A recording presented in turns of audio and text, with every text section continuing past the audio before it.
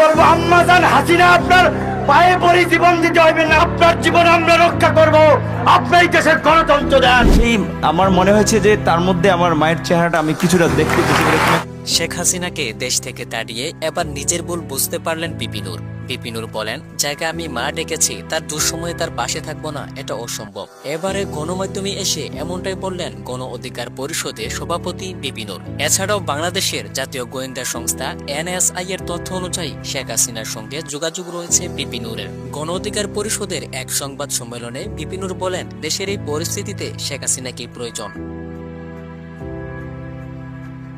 আমাদের প্রাণপ্রিয় নেত্রী এবং প্রধানমন্ত্রী, মাননীয় প্রধানমন্ত্রী জননেত্রী শেখ হাসিনাকে যে তার মধ্যে আমার মায়ের চেহারাটা আমি কিছুটা দেখতে পেয়েছি। একসময় সাবেক প্রধানমন্ত্রী শেখ হাসিনার মাঝে নিজের মায়ের ছবি খুঁজে পেয়েছিলেন তিনি। এরপর হঠাৎ পাল্টে নিয়ে শেখ হাসিনার বিরুদ্ধে চলে গিয়েছিলেন বিপিনুর। কোটা আন্দোলনের সময় ছাত্র জনতার পাশে থেকে শেষ পর্যন্ত পতন ঘটিয়ে দেশ থেকে পালাতে বাধ্য করেছিলেন শেখ হাসিনাকে। আর এবার অন্তর্বর্তীকালীন সরকার গঠনের পর আবারও পাল্টে দিলেন বিপিনুর। মেরুদণ্ডহীন উপদেষ্টা পরিষদ দিয়ে মোকাবেলা করা যাবে না।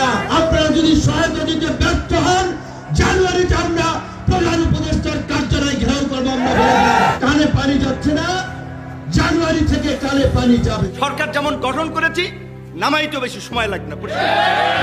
কথা শুনবেন না, 1 মাস পরে সরকার পতন আন্দোলন শুরু করবো। এখন আবারও শেখ হাসিনাকে ফিরিয়ে এনে বাংলাদেশে